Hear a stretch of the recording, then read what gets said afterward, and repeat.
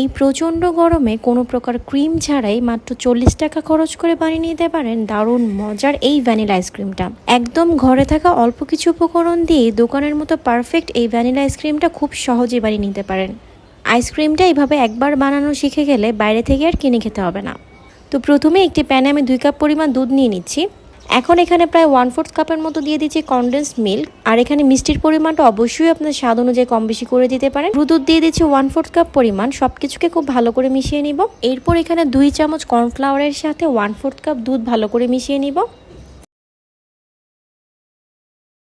কর্নফ্লাওয়ারের এই মিক্সারটাকে আমি দুধের মধ্যে দিয়ে দিচ্ছি। কর্নফ্লাওয়ারের মিক্সারটা দেওয়ার সাথে সাথে কিন্তু হ্যান্ড উইক্স দিয়ে খুব ভালো করে এইভাবে মিশিয়ে নিতে হবে। কোনো প্রকার দলা যাতে না থাকে সেটা কিন্তু অবশ্যই খেয়াল রাখতে হবে। কর্নফ্লাওয়ার মিক্সারটা দেওয়ার কিছুক্ষণের মধ্যেই দেখতে পারবেন এটা আস্তে আস্তে ঘন হতে শুরু করবে। যেহেতু ভ্যানিলা আইসক্রিম তাই এখানে খুবই সামান্য পরিমাণ একটু ভ্যানিলা এসেন্স দিয়ে দিচ্ছি। সব কিছুকে খুব ভালো করে মিশিয়ে নিব।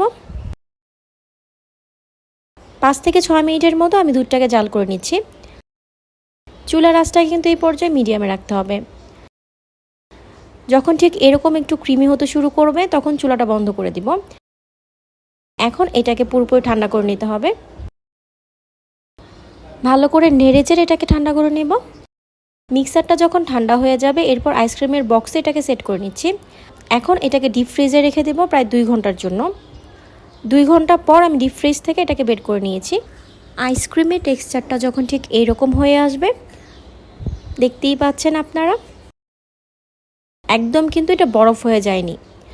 এই পর্যায়ে এটাকে আমি একটি মিক্সিং বলে নিয়ে নিচ্ছি। এখন একটি ইলেকট্রিক বিটারের সাহায্যে ভালো করে এটাকে বিট করে নিতে হবে। এখন আপনাদের হাতের কাছে যদি ইলেকট্রিক বিটারটা না থাকে সেক্ষেত্রে আপনারা চাইলে ব্লেন্ডারে ব্লেন্ড করতে পারেন। তবে ইলেকট্রিক বিটারটা দিয়ে এটাকে ভালো করে ফ্লাফি করে নিলে কিন্তু আইসক্রিমটা একদম পারফেক্ট হয়। 7 থেকে 8 মিনিটের মতো পজ করে করে আমি এটাকে বিট করে নিব। আইসক্রিমটা বিট করা হয়ে গিয়েছে। এখন এতে কিছু আমি বাদাম কুচি আর কিশমিশ কুচি দিয়ে দিচ্ছি। এটা টোটালি অপশনাল, আপনারা চাইলে শুধু কিশমিশ দিয়েও কিন্তু করতে পারেন। আইসক্রিমের মিক্সারটাকে আমি বক্সে নিয়ে নিচ্ছি। উপর থেকে কিছু দিয়ে দিচ্ছি বাদাম কুচি। কিশমিশ আর বাদাম কুচি দিয়ে উপরটাকে আমি ডেকোরেশন করে নেব। এখন এটাকে আমি সারা রাত ডিপ ফ্রিজে রেখে দেব।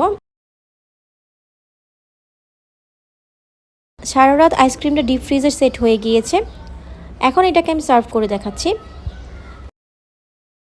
একদম হাতের কাছে থাকা খুবই অল্প কিছু উপকরণ দিয়ে দারুণ মজার এই আইসক্রিমটা আপনাদের কাছে অনেক বেশি ভালো লাগবে। কম খরচে কিন্তু বাসায় এইভাবে বানিয়ে নিতে পারেন। রেসিপিটা কেমন লেগেছে কমেন্ট করে আমাকে অবশ্যই জানাবেন। এমন সব মজার আর নতুন রেসিপি পেতে আমাদের ফেসবুক পেজটা ফলো করে রাখতে পারেন। আজ এ পর্যন্তই, সবাই অনেক ভালো থাকবেন। আল্লাহ হাফিজ।